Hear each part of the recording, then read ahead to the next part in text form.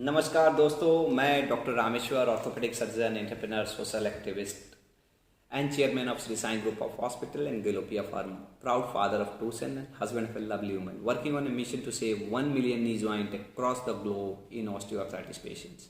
और उसी के तहत आज मैं आपके एक सवाल का जवाब इस वीडियो के माध्यम से देना चाहता हूँ। और ये सवाल ये है मरीज का कि सर, मेरे घुटने में तकलीफ थी, मुझे चलने में तकलीफ थी, मैं दूसरे पे डिपेंडेंट था डिपेंडेंट थी, अब मैं इस सभी तकलीफ़ों से दूर हो गई हूँ, अब सभी चीज़ों से मैं दूर हो गई हूँ। आपने मुझे बताया कि देखिए, आपको कुछ ध्यान हमेशा रखना पड़ेगा, आपको नीचे नहीं बैठना है, सीढ़ी चढ़ना उतरना नहीं करना है, आपको वो मुझे कष्ट ज़्यादा था तो आपने बताया था कि मुझे हमेशा छड़ी लेके चलना है या हमको हमेशा कमोड यूज करना है। तो क्या सर मैं इसी तरह से हमेशा दूसरों पे ही निर्भर रहूंगी? मैं अपने से नहीं ठीक हो सकती हूँ? मैं पूरा ठीक नहीं हो जाऊंगी क्या सर? मैं आपकी हर बात मानने के लिए तैयार हूँ सर।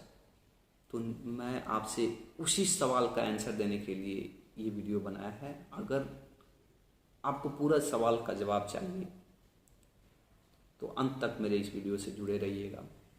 सबसे पहला चीज़ कि मैं लाइफस्टाइल मॉडिफिकेशन की बात हमेशा करता हूँ और करने का मेन उद्देश्य यही है कि आप दूसरे पे निर्भर ना रहें, आप खुद पे रहें, आप अपने घर के अपने चीज़ों के हर काम खुद से कर सकें, आप अपने नाती पोता और अपने जो बेटे के बेटों के साथ खेल सकें।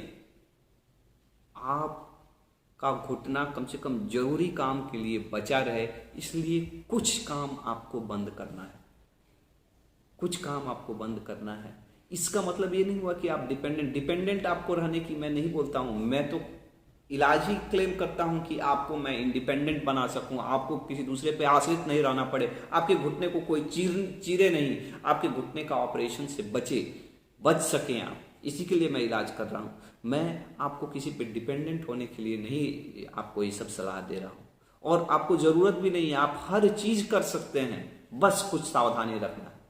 आप खुद से नहा सकते हैं, खुद से बाथरूम जा सकते हैं, खुद से थोड़ा चल सकते हैं, खुद खाना बना सकते हैं, खुद कपड़ा धो सकते हैं, खुद पोछा कर सकते हैं, सब कुछ आप अपना एक्टिविटी कर सकते हैं।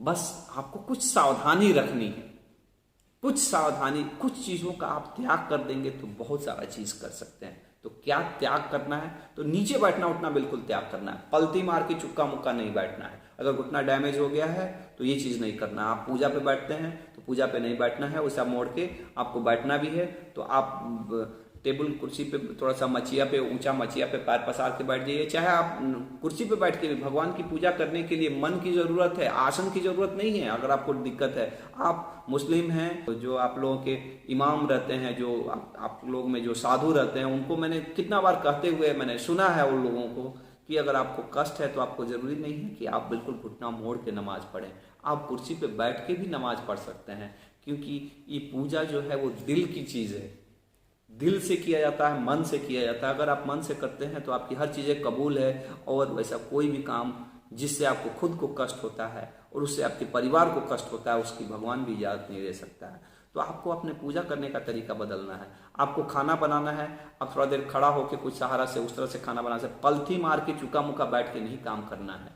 कुछ बड़ा स्टूल रखिए, बड़ा स्टूल पे बैठ के और आप उस तरह से भी खाना बना सकते हैं। आपको नहाना है तो थोड़ा ऊंचा मचिया पे बैठ के, चाहे स्टूल वाला कुर्सी पे बैठ के आप नहा सकते हैं, प्लास्टिक वाला कुर्सी आप बाथरूम में रखिए और उस पे बैठ के आप नहा सकते हैं। आपको कपड़ा धोना है तो अभी तो वॉशिंग मशीन है, लेकिन बहुत लोगों के पास नहीं है, कोई दिक्कत नहीं, आप थोड़ा ऊंचा मचिया पे बैठ जाइए, मचिया पे बैठ के पैर पसार के आपको जितना कपड़ा धोना है धोइए ना जी, घर भर का कपड़ा धो लीजिए, कोई दिक्कत नहीं है। क्योंकि आपका घुटना खराब हुआ है, आपका बाकी शरीर तो ठीक है। और एक्चुअली देखिए, इनफैक्ट बाकी शरीर को थोड़ा काम देंगे ना तो इनफैक्ट आपके घुटने के लिए भी अच्छा रहेगा, क्योंकि आपका शरीर फिट रहेगा तो घुटना भी फिट रहेगा।